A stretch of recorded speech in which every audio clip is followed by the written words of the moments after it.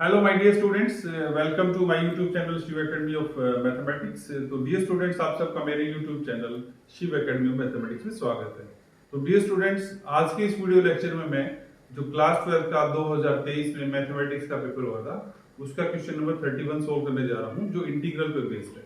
तो जैसे आप देखिए बोर्ड पे मैंने स्टेटमेंट लिखे 31 में दो पार्ट थे, जिसमें से आपके चॉइस थी कोई भी एक पार्ट आपको सोल्व करना था। तो उसका फर्स्ट पार्ट क्या है, evaluate integral 0 to 2 pi dx upon 1 plus e to the power sin x। तो इसके अंदर स्टूडेंट्स हम लगाएंगे method of substitution. Definite integral की प्रॉपर्टी है, डायरेक्ट इसका कोई फॉर्मूला नहीं है जिससे हम इसको इंटीग्रेट कर सकते हैं। तो इसके सॉल्यूशन के अंदर हमें स्टूडेंट्स करना क्या है, इसको सबसे पहले हम सपोज कर लेते हैं ये i के इक्वल है integral 0 to 2 pi dx upon 1 plus e to the power sin x। तो अब हम क्या करेंगे स्टूडेंट्स, इसमें sin x को t के इक्वल पुट करते हैं। Put sin x equal to t, put sin x equal to t। तो जब डिफरेंशिएट करेंगे तो ये आएगा cos x dx is equal to dt, cos x dx equal to dt। तो यहां से dx की वैल्यू हम निकाल लेते हैं t की फॉर्म में, तो dx आ जाएगा dt बाय cos x। और अब आप ये देखिए, क्योंकि हमें पता है जो t की वैल्यू sin x की फॉर्म में है, तो sin x और t की इक्वल है, तो हमें क्या करना है, cos x को sin x में चेंज करना है। तो इसके लिए आपको पता है जो आइडेंटिटी आपके पास होती है ट्रिग्नोमेट्री से, sin square x plus cos square x is equal to 1। तो यहां से cos स्क्वायर x कितना आ जाएगा, plus 1 minus sin square x। तो cos x स्टूडेंट्स आ जाएगा √1 माइनस sin स्क्वायर x। तो ये बन जाएगा dt upon √1 minus sin square x। और sin x को आप वापस यहाँ पे t पुट कर देंगे इधर से, तो ये बन जाएगा dt upon √1 minus t square. तो ये जो sin x है और ये आपके पास dx है, ये दोनों वैल्यू इधर सब्स्टिट्यूट करेंगे। लेकिन डेफिनेट इंटीग्रल में आप लोगों ने एक चीज को ध्यान रखनी है, ये लिमिट जो है 0 से 2 पाई x की लिमिट्स हैं, और x को आपने वेरिएबल t के अंदर चेंज कर दिया है, तो आपको ये लिमिट्स भी t में चेंज करनी पड़ेंगी। तो उसका मेथड क्या होगा, x की जो लोअर लिमिट है वो 0 है, तो आप यहाँ पे x को 0 पुट करें तो t आ जाएगा sin 0। sin 0 क्या होता है, 0। तो इसलिए हम क्या करेंगे, when x is equal to 0, t equal to sin 0, वो 0 आ जाएगा। और x हमारे पास जब 2 पाई है, x जब 2 पाई है तो t क्या आएगा, फिर से sin 2 पाई, और sin 2 पाई में हमारे पास क्या आएगा स्टूडेंट, 0 आएगा। तो जो इंटीग्रल है ना वो क्या बन जाएगा, integral is equal to lower limit भी 0 बनेगी, अपर लिमिट भी 0 बनेगी। और जो इंटीग्रेंड है आपके पास dx की वैल्यू आपके पास है dt by √1 minus t square और into 1 plus e to the power t, क्योंकि sin x हमने क्या पुट किया था, t पुट किया था। तो अब आप ये देखिए लोअर लिमिट भी 0 है, अपर लिमिट भी 0 है, तो आपके पास कोई भी इसका इंटीग्रेशन आएगा तो इसका आंसर हमारे पास क्या आ जाएगा, 0 आ जाएगा। तो स्टूडेंट्स ये 31 का जो ए पार्ट था, integral 0 to 2 pi dx upon 1 plus e sin x, तो इसका आंसर हमारे पास क्या आएगा, 0 आएगा। तो स्टूडेंट्स अब आपके पास जो 31 का बी पार्ट दिया गया था 12th के पेपर के अंदर, वो दिया था find integral of x4 upon x minus 1 into x plus 1 dx। तो 31 का ये था वो डेफिनेट इंटीग्रल से था, और ये जो 31 का बी पार्ट है वो हमारे पास है इंडेफिनेट इंटीग्रल से है। तो आप ये देखिए जो इंडेफिनेट इंटीग्रल है उसको सोल्व करने के लिए ये बेसिकली तीन मेथड होते हैं। एक होगा मेथड ऑफ सब्स्टिट्यूशन, ये आपके पास क्या आएगा, जैसे हमने कहा भी कुछ सब्स्टिट्यूट करो उससे उसको सोल्व कर सकते हैं। दूसरा होता है पार्शियल फ्रैक्शन, और तीसरा होता है इंटीग्रेशन बाय पार्ट्स। तो अभी हम इसमें से देखेंगे कौन सा मेथड इसमें सूटेबल होगा, तो वही मेथड हमें इसमें क्या करना है, अप्लाई करना है। जब हम इंटीग्रेशन करते हैं बाय पार्शियल फ्रैक्शन, तो उसके अंदर स्टूडेंट्स एक बात आप लोगों ने ध्यान रखनी है कि न्यूमरेटर की डिग्री जो है डिनोमिनेटर की डिग्री से कम होनी चाहिए। तो आप ये देखिए जो आपके पास इंटीग्रेंड है उसमें इसकी पावर अभी 4 है, और डिनोमिनेटर क्या है, x स्क्वायर, मल्टीप्लाई करोगे तो x की मैक्सिमम पावर क्या आएगी, 3 आएगी। तो इसके अंदर अभी डायरेक्टली इसके पार्शियल फ्रैक्शन करना पॉसिबल नहीं है। तो एक मेथड तो क्या है, आप इसको मल्टीप्लाई कीजिए, x4 को उससे डिवाइड कीजिए, और जब वो डिग्री आपके पास कम हो जाए न्यूमरेटर की जिस फॉर्म के अंदर, वहां पे आप क्या करेंगे, इसकी पार्शियल फ्रैक्शन कर देंगे। लेकिन इसका मैं आप लोगों को एक सिंपल मेथड बताता हूं। आप क्या कीजिए, सबसे पहले हम जैसे सपोज कर लेते हैं ये i के इक्वल है x4 upon x minus 1 into x square plus 1 dx। तो स्टूडेंट्स हम क्या करते हैं, जैसे यहाँ पे -1 है तो हम क्या करते हैं इसके अंदर -1 और +1 कर लेते हैं। इसके अंदर क्या करते हैं -1 और +1 कर लेते हैं। तो अब क्या करोगे आप इस इंटीग्रल को 2 पार्ट्स में ब्रेक कर दोगे। तो एक आपके पास आ जाएगा x4 -1 upon x -1 into x square plus 1 dx। और सेकंड जो इंटीग्रेशन आएगा वो आ जाएगा 1 इंटू, तो ये आ जाएगा dx upon x -1 x square plus 1।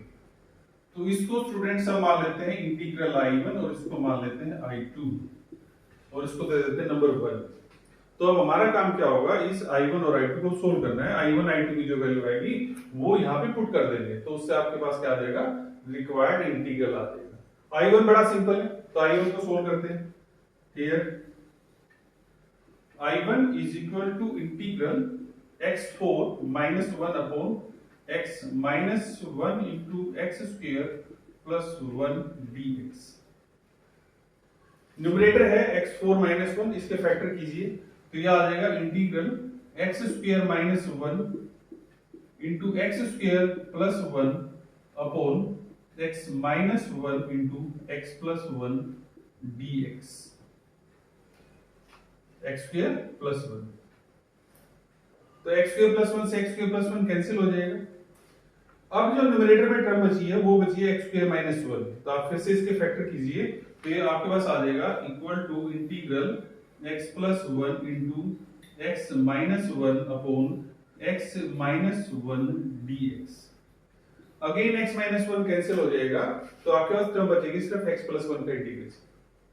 तो x प्लस 1 का जो इंटीग्रेशन आएगा वो आ जाएगा x स्क्वायर अपॉन 2 प्लस 1 का आ जाएगा x और कांस्टेंट ऑफ इंटीग्रेशन उसको हम ले लेते हैं c1। तो ये I1 की वैल्यू हमारे पास आ जाएगी और इसका आप क्या करेंगे, नंबर 2 पुट कर देंगे। अब बचा है I2। I2 हमारे पास है integral dx by x minus 1 x square plus 1। ठीक है, अगेन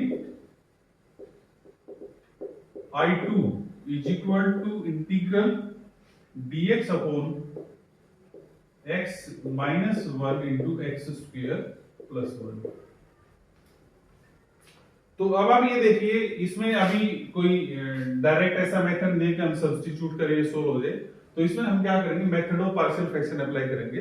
तो पार्शियल फ्रैक्शन के अंदर क्या करेंगे students, let 1 upon x minus 1 into x square plus 1।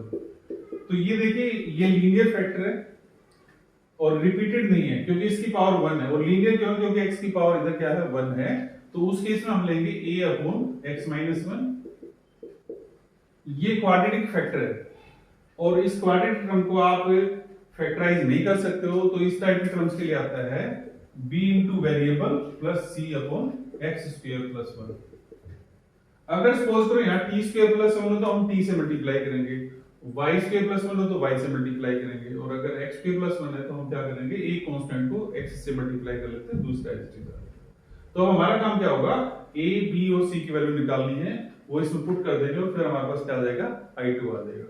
तो उसके लिए देखो आप क्या करेंगे, राइट साइड से जो एलसीएम आएगा x minus 1 into x plus 1 आएगा, लेफ्ट साइड में भी सेम टर्म है तो इसको सिंप्लीफाई करने के बाद 1 आ जाएगा, 1 equal to a into x square plus 1 bx plus c into x minus 1। तो जब हम इसको सिंप्लीफाई करते हैं, इसको हम नंबर दे देते हैं, ये आपका 2, इसको दे देते हैं 3। तो इसमें स्टूडेंट्स क्या होगा, जहां लीनियर फैक्टर हो ना तो उसे एक वैल्यू तो निकल जाती है डायरेक्ट। आप ये देखिए x माइनस 1 है, आप इसको 0 पुट कीजिए, वहां से x की वैल्यू 1 आएगी, तो हम इस 3 के अंदर एक बार x को 1 पुट कर देते हैं। और फिर हम क्या करते हैं, इसमें पहले आप ये देखिए bx into x, bx square आएगा, यहां से ax स्क्वायर आएगा, तो ये बन जाएगा a plus b into x square. Same powers के टर्म्स को हमने क्या कर देना, कंबाइन कर देना, क्योंकि एक वैल्यू तो निकल जाएगी डायरेक्ट x को डबल पुट करने के बाद, बट जो दो वैल्यूज हैं उसके लिए हमें क्या करना पड़ेगा, इसको इस तरह से सिंप्लीफाई करना पड़ेगा। नेक्स्ट आप देखिए इधर से आएगा c इंटू एक्स और bx इंटू माइनस 1, तो ये आ जाएगा c minus b। Into x, और लास्ट टर्म आएगी a इंटू 1 और c into -1, that is a minus c, जिसको दे देंगे नंबर 4। तो एक वैल्यू मैंने जैसे बताया ना स्टूडेंट्स, आप क्या करेंगे, इधर 3 के अंदर x को 1 पुट कर देते हैं, putting x equal to 1 in 3 we get, तो x को आप 1 पुट कीजिए तो 1 आ जाएगा, a इंटू 1 प्लस 1, और ये फैक्टर सारा 0 हो जाएगा, तो टोटल टर्म क्या आ जाएगी, 0 आ जाएगी, तो ये आ जाएगा 2a। तो यहां से a की वैल्यू हमारे पास क्या आ जाएगी स्टूडेंट्स, 1/2 आ जाएगी। अब हमें निकालना है b और c, तो उसके लिए क्या करोगे, 4 से ये देखिए राइट साइड में जो x स्क्वायर का कोएफिशिएंट है वो a प्लस b है, और लेफ्ट साइड में इसका जो कोएफिशिएंट है हमारे पास क्या है, आप यहाँ पे भी लिख सकते हैं। लेफ्ट साइड में x स्क्वायर की कोई टर्म नहीं है, इसलिए हम क्या करेंगे, लेफ्ट साइड में जो x स्क्वायर का कोएफिशिएंट है वो 0 है, तो इसमें हम क्या कहेंगे, from 4 a plus b is equal to 0, तो b हमारे पास स्टूडेंट्स आ जाएगा माइनस ऑफ a, आएगा -1/2। ऐसे आप ये देखिए x का कोएफिशिएंट यहाँ पे है c माइनस b, इधर क्या है 0, तो इसीलिए हम क्या कह देंगे, c minus b is equal to 0, तो c की वैल्यू जो आएगी वो b के इक्वल आ जाएगी, और b कितना हमारे पास -1/2, तो b की वैल्यू और c की वैल्यू हमारे पास आ गई -1/2, और a की वैल्यू हमारे पास क्या है 1/2। तो ये a b c की वैल्यू हम क्या करते हैं, इधर सब्स्टिट्यूट कर देते हैं, तो ये 1/x माइनस 1 x प्लस 1, मतलब जो इंटीग्रेंड है वो चेंज हो जाएगा, a कितना है 1/2, तो ये आएगा 1/2 x माइनस 1, b हमारे पास है -1/2, तो ये आएगा -1/2 x, और इधर आएगा -1/2 x प्लस 1, तो इसीलिए हम ये वैल्यूज i2 के अंदर डायरेक्ट पुट कर देते हैं। तो फर्स्ट वैल्यू आएगी देखो a upon x minus 1, a हमारे पास है 1/2, 1/2 इंटीग्रल से बाहर रहेगा dx अपॉन x माइनस 1। ऐसे ही bx और c की टर्म्स को सेपरेट कीजिए, b हमारे पास है -1/2, तो ये आएगा -1/2, और इधर स्टूडेंट्स आ जाएगा x by x square plus 1 dx, और जो लास्ट कांस्टेंट है c वो आ जाएगा -1/2, तो ये आ जाएगा -1/2 आउटसाइड, और dx by x square plus 1, dx by x square plus 1। तो अब ये देखिए इसका डायरेक्ट इंटीग्रेशन है, फॉर्मूला है log x माइनस 1, इसका हमारे पास है डायरेक्ट अभी नहीं है, बट हम इसको चेंज कर सकते हैं, या तो आप x स्क्वायर प्लस 1 को t पुट कर लीजिए, या फिर आप क्या कीजिए, क्योंकि नीचे फंक्शन है ऊपर डेरिवेटिव बना लीजिए, तो हम क्या करते हैं, इसको 2 से मल्टीप्लाई और 2 से डिवाइड कर लेते हैं, और इसमें डायरेक्ट इंटीग्रेशन आ जाएगा tan इनवर्स x, तो हमारे पास अब देखिए ये सोल्व होकर आ जाएगा half of log x minus 1 minus half of, नीचे फंक्शन है ऊपर डेरिवेटिव है, तो ये 2 इंटू 2, ये 2 बाहर आ जाएगा, और log of x square plus 1, और ये आ जाएगा minus half of tan inverse x plus c2, ये कांस्टेंट हम क्या ले लेंगे इसके अंदर, c2 ले लेंगे। तो ये देखिए हमारे पास आ जाएगा i2, i1 हमारे पास था ये इधर नंबर 2 के अंदर, इसको हम दे देंगे नंबर 5,